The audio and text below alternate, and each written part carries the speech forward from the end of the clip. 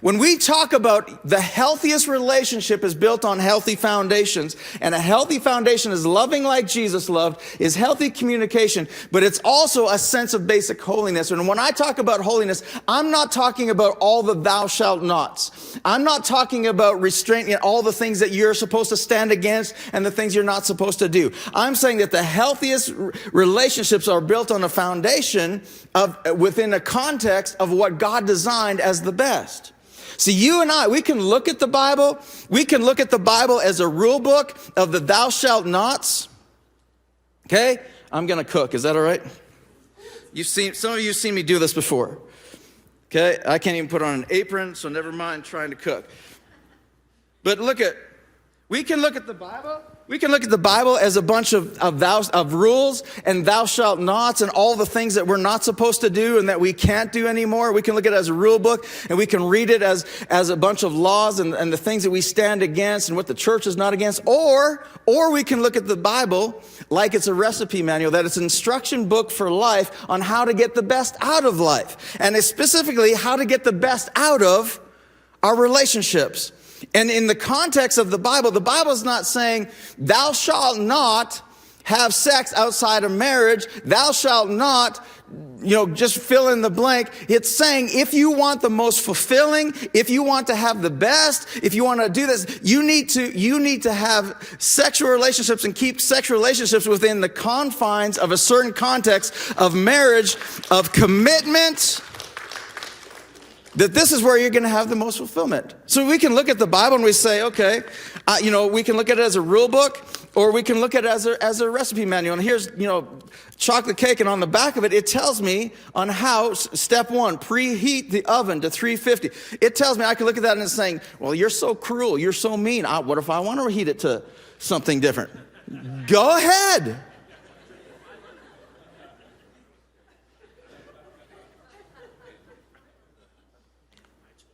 It's your choice. Right? Go ahead. You're not going to go to hell if you heat it at 250. You might come close if you heat it at 500. Just kidding.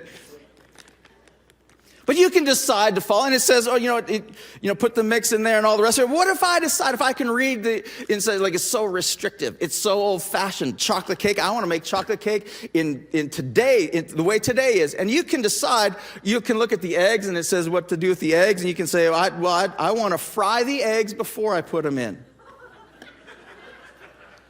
Your choice. Go ahead. And what you'll end up with, oh, that stinks. I'm sorry.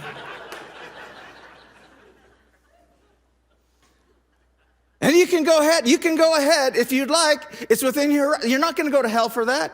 But how many know the outcome is going to be different?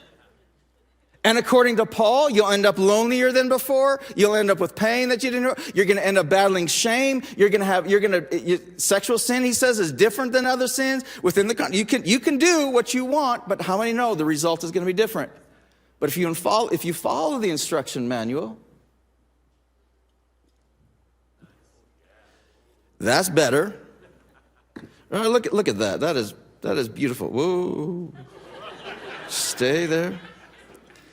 I might want to eat that later. You get my point?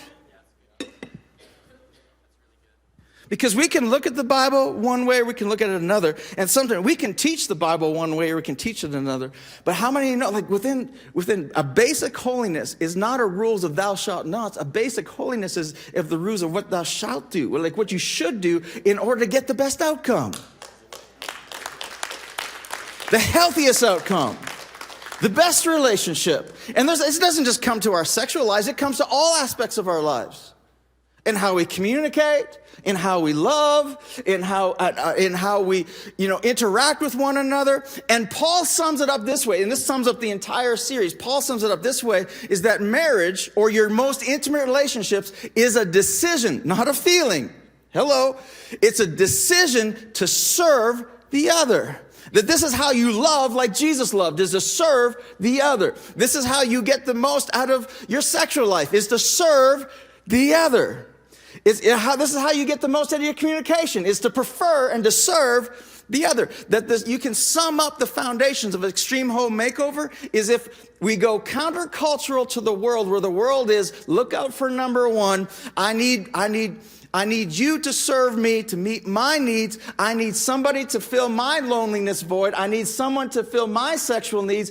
I need someone to make me feel good. And it's all about me. And then watch what happens. You're going to bake a cake, and it ain't going to look like the one on the cover.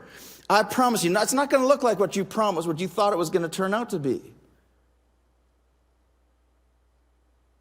And then we can come to church and we hear this and we're going, I knew it. The church is against me. The Bible's against me, and God's against me, and God's doing this, and going, no, wait. Follow the recipe.